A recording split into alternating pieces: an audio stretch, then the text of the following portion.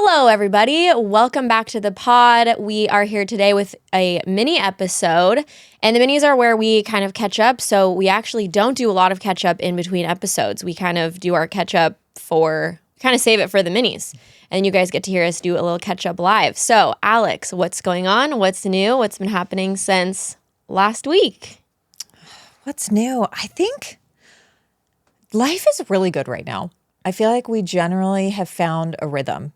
After every big, as you and I have talked about a lot, I feel like after every big life update, it requires looking at everything, like looking at your systems. How are you doing things? How are you structuring your days? What does childcare look like? How are you fitting in laundry? I don't know. And we went through a big shift, as I know you did, with a third baby. And I feel like now we're really just, I feel so lucky all the time. I'm in a place of life of gratitude. I'm good, like emotional all the time, but happy emotions. Okay, good. I That's just great. feel like things are really good. Yeah, Yeah. I love to hear that. Yeah, I'm waking up early every single day. Well, you are sleeping now, which we've been talking. Yeah. I mean, you've been on a whole sleep saga with you for the last couple of months, which so is you're sleeping, life-changing. which probably has a lot to do with it too. It has a ton to do with it. And Yeah. so now I can wake up early at the same time every morning without having to factor in like, oh, do I actually need to catch this extra hour of sleep? So that's out. My son comes on gratitude walks with me every morning. It used to be just me. And now he's like, he wakes up and he's so excited to join me. And he like rushes out the door and he goes, okay, mama, I'm going to go first. And he starts going with what he's grateful for. And it's like the most heartwarming, sweet, like he'll come up with the most off the wall stuff. It'll be like, I just am so grateful for the way that the sun sets into the ocean. It's so beautiful. And I'm like, oh my God. I mean, how could your day not be great when you start like that? Yeah. Anyway, I love it. Yeah, Okay, life's good. really good right now. Okay, I think good. That's I don't know. I'm just like settling in. Yeah, that's Yeah. good. I like to hear that. Yeah, it is good. What about you? I kind of feel opposite. Yeah. Life is really messy for me right now, which is okay because I know it just kind of ebbs and flows. I probably was where you're at like 3 months ago. I was like, oh, I got this down. Everything's smooth. Everything's rolling and flowing. I had this brilliant plan for Lorissa's list I was super excited about. And now the baby's about to be a year, and which kind of adds like an additional level of complexity, I feel like. And Lorissa's list is taking off. And so, but now that adds a level of complexity. So it's all good things, but now I have to totally re-schwizzle and rethink. Like I can no longer get away with just working 1 day a week. You know, it just doesn't work anymore. It has worked because it's just kind of like, okay, everything's great and I'll just work this 1 day, which is Friday, which is today. But now it's just not, because then I get to Friday and it's like, it doesn't matter how many Fridays I compound. I will always be in catch-up mode. Yeah. Which is what I'm feeling like right now. Like every day I'm like, oh my gosh. And so this past week I hit a wall. I had just so many things to get back to respond back to, and just to get done. And I think the thing too with entrepreneurship, or whatever it is, but like it's kind of like you have to be the one to take that step to get your team rolling. So it almost doesn't matter, at least for me and what I'm experiencing right now. It's like I have all these really good teams in place, but they need me to still do X, Y, Z. Oh, yeah, I can't be totally, and I am super particular. I mean, as you know, about how things get done.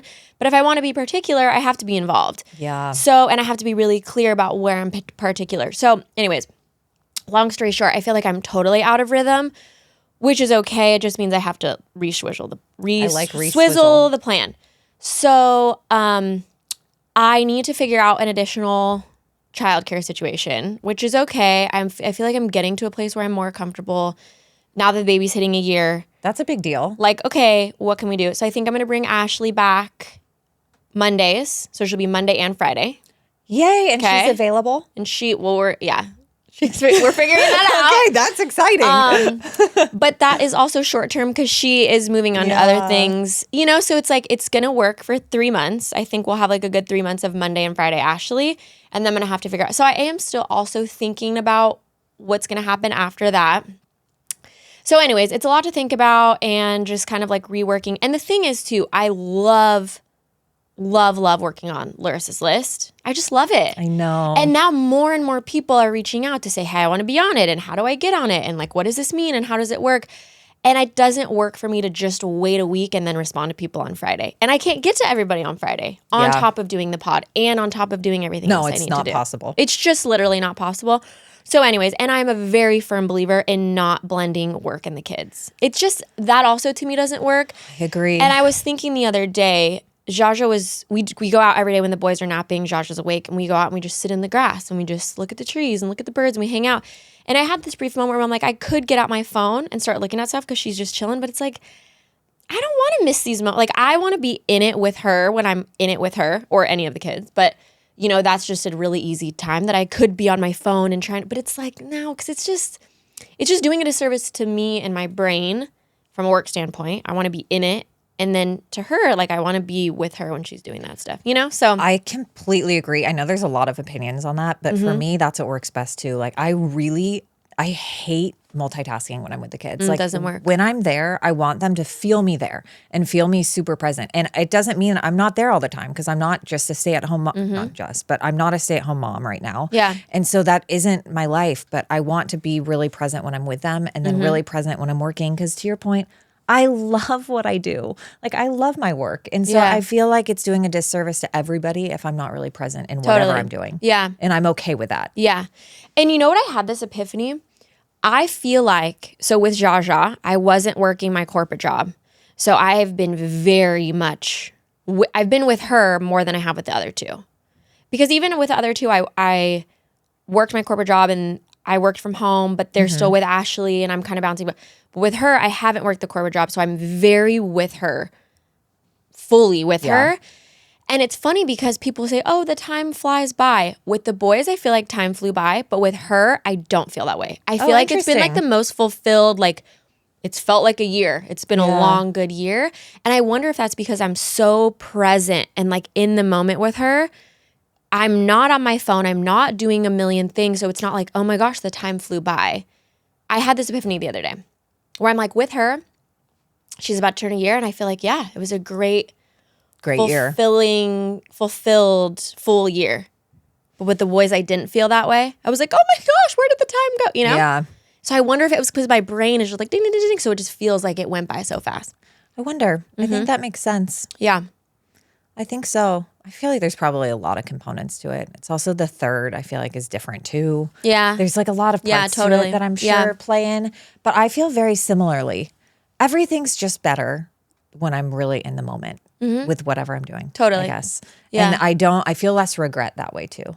100%. Because otherwise I'll beat myself up. Like there's nothing worse than if somebody's trying to talk to me and I'm not, and I realize I wasn't really listening. Or I was just thinking about something else. And it happens all the time. And I'm like, why did I do that? I would rather just say, hey, I'm going to look at this later. Yeah. And then look at it later, which I am getting better about doing. Of saying, hey, I just can't look at this right now, but on Friday I'll look, know, or whatever. Well, that's why it's going to be nice for you to have more touch points because having it all pile up to Friday sounds very stressful. It's a lot. Right now it's a lot. And you've lost your nap. Like your kids always used to nap at the same time. And I feel like that was a big chunk of time that you had that it sounds like is going away too. Well, but I'm going to get them. She will, now that she's turning a year, I'll get her onto that one nap. So but right now it's opposite. So it's like she's asleep, and then the boys are asleep, and then so it's like a revolving door of babies. So I really don't have that time. I'll get lucky and I'll have 20 minutes. But even with 20 minutes, it's like, I'm not going to sit and like tackle my list. Maybe like one thing, you know, but. I mean, it's 20 minutes at the end of the day. There's only so much you can do. And I'm a big like break person. So I'll go out and we talk about this. Like I'll go sit outside with my 20 minutes and recharge in the sun, have my coffee, and then be back to be present with the kids. I don't want to turn my brain on to where I'm like, oh, yay, AI, let's create this agent. Okay, for 20 minutes, and then I'm going to turn it. This is like, no, this doesn't work, you know? I'm so obsessed with my agent creation. Yeah. I'm working on creating an agent for the site, but I need to just focus on it. Yeah, that's one that requires more deep focus time. Yeah, you have and this agent, I'm trying to teach it to scan ingredient lists and do all of these things. So anyways, I feel I'm on the opposite path of you. But it's okay because I feel like It always comes back. We always you know? ebb and flow. Yeah. And the reason it ebbs and flows is because you're looking at it like this and you're thinking, what needs to be fixed? It isn't just like, I'm going to keep pushing through and things are going to change. It's like, all right, I need to get Ashley involved. I need to hire a new content team, whatever it is. Like you're solving the problem. You're noticing the warning signs and you're solving the problem. And that's why it ebbs and flows instead of just continuing. Yeah. Oh, yeah. Oh, this new content team, I did a post about this, but it's just, they're making my life easier. Yeah. And that's how it should be. Each thing, I think each person or thing that you outsource to, it should feel like, okay, great, I trust you and I can send this off to you, and then it feels a little bit lighter. Yeah. It's just a lot to do with three kids, and then I mean I have them all the time, so it's like trying to fit it in a way that works for how you're designing your life, which is very hands-on with all the kids. Totally. So you're gonna have to outsource. Did you see Emma? I always mispronounce her Yes, name. all over Instagram this week. I did. Where she's like, I'm a 3-hour mom. I didn't see that part. I saw her name come up. What's the 3-hour mom? So she wrote a book, and she's an entrepreneur, serial entrepreneur, very successful. But she said, I'm a 3-hour mom. Like I max out at 3 hours a day. It's kind of like where I can, As in like that's her active mothering time. That's her active mothering time, and then the rest she's like, see you later. Yeah. I think it was 3 hours a day or 3 hours a week or something about like being a 3-hour mom. Yeah. And so everyone's freaking out about it. How did you feel about that? the thing that the thing that I don't like about it, and I like her a lot, don't get me wrong. Yeah. And I actually met her when I was out in Texas. I think she's phenomenal. I think she's amazing. And I like 99% of what she says and does. But her rebuttal is, well, you wouldn't ask a man that. I'm like, no shit, you're not a man. Yeah, what do you mean? Annoying. You're not a man. Of course no one's going to ask a man that. Yeah. A man didn't give birth to these babies. A man didn't push these babies out. A man did, you know what I mean? There's just differences between men and women. I also believe there's differences in how everybody chooses to mother, and that's okay too. So I don't know. I feel like she's probably getting a lot of backlash for it. And I agree with you. But I think if you're going to say something super hot and spicy, then just own it. Be because prepared. you want to own it. Agreed. Don't blame a man. Yeah. Yeah. Don't say, you wouldn't ask a man. Like, just own it and be like, yes, that for me These are my as a mom, decisions. these are my choices. And great. Obviously, no one would ask a man that. A man didn't grow these kids for 9 months and then push them out. And also, she has 4 kids. So a man didn't do this 4 times and then say, I'm a 3-hour mom. But if you want to say that, then own it, Yeah. I think it's just like a cop-out to be like, you wouldn't ask a man. Yeah, No I shit, think you there's wouldn't just ask a man. I don't you know. can have a bigger conversation about like, okay, how does that work for? I don't know. There's a lot of different ways to take that conversation that don't have to bring men into it. That's You don't have so to bring men annoying. into it. I know. That's I the part agree. that bothers me about it. I agree. I don't Because know I'm like, all just the own it. background. Okay, cool, great. That's I mean, my mom is very like, not a kid person, not my jam. I'm not nurturing. I'm not like, she will still say it to this day. Like, I'm just not a nurturing, motherly type of person. Great. But she's not like, you wouldn't ask a man. But it's like, it's just who you are. Just own it. Yeah. So that's my only gripe with that. But I was curious if you saw. I saw parts of it. The whole book is like motherhood, entrepreneur, how do you get it all done, blah, blah, blah. So interesting. Maybe we read it and then like dive I think into we need to read it. So Yeah. one of her ways is, I cut time in motherhood. I cut time and only, yeah. I wonder if she's, all right, I got to read it before Yeah, well, I just I know, go same. I down a haven't read it. I've hypothetical. just seen this whole like 3 I'm hour always thing. interested in alternative perspectives though, because I do think there's a lot of right ways to do it. And I think in motherhood, there's a lot of judgment from other sides on how you do things. Like I know I feel judged oftentimes by stay-at-home moms because I work. I'm like, well, I'm still a great mom. Like I'm a phenomenal mom and I work. Those don't have where to does be that separate. judgment come? Like, do people actually say that to you, or do you just feel it? Both. I've had both. Okay. Yeah, and it's hard because then I have to, I always think through things. I'm not as good as you are at just being like, I don't care what anyone's saying. Yeah. So then I get like really in my head about it, and I'm like, no, but I am a great mom. Like it's okay. I can be both. I can work. I can love what I do, and I can have a nanny, and I can be a phenomenal mom, and those things can coexist. Yeah. But I do feel judgment for sure. I had this realization one time. There's been 2 very specific things that I've had that kind of changed my thought a little bit about judging other parenting which I will. I mean, you know, it's just like human nature. Human You're like, nature. oh, I don't love that, or I do love that, or whatever.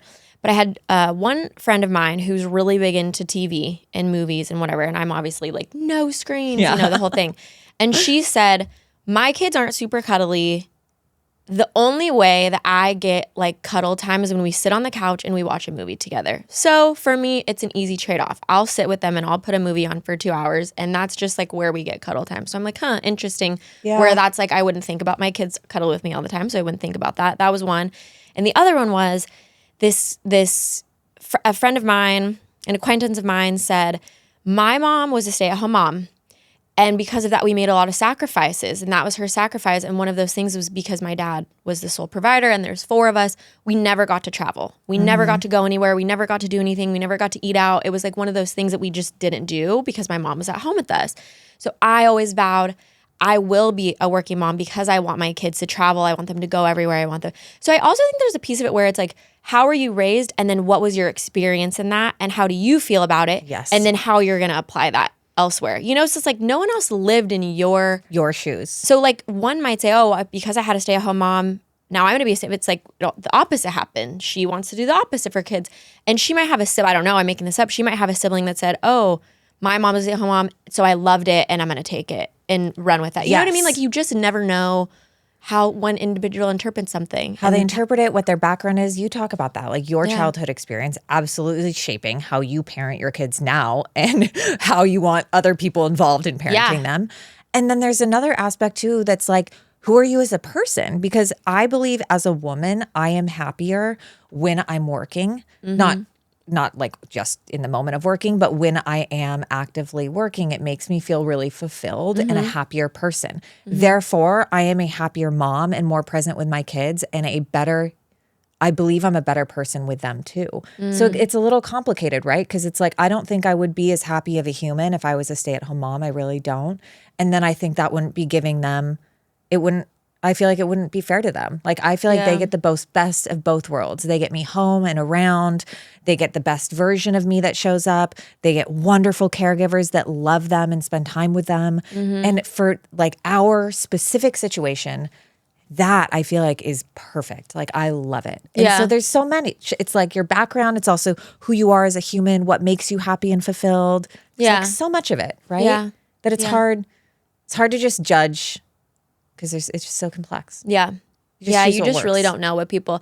It's funny because a lot of people think, people just assume that I grew up super wealthy in Orange County, which couldn't be further from the truth.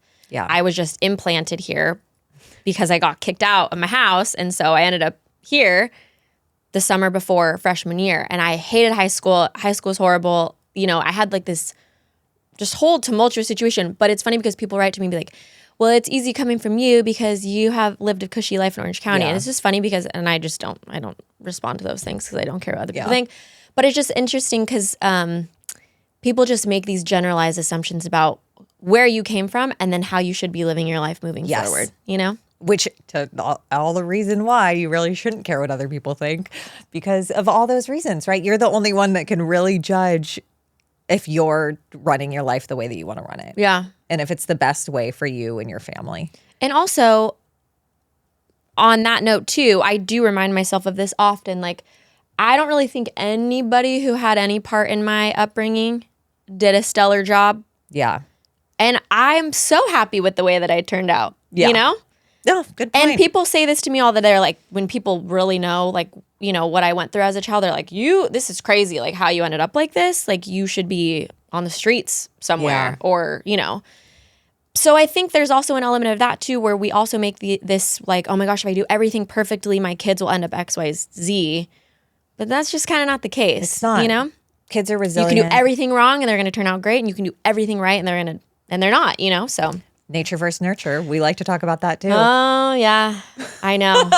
That's a hot topic I always think about. I know. Well, okay. Well, great catch up. Good catch up. Yeah. We always say we're going to keep these to like 10 minutes and then they end up like 20 Here we are at 22 minutes. It's a nice, I like the topic though. And we have so many guests on lately that you and I don't really get to just riff and go down our rabbit holes. So it's fun. Yeah. No, we don't. Yeah. We don't. Okay, cool. Thanks for joining, guys. See you on the next one.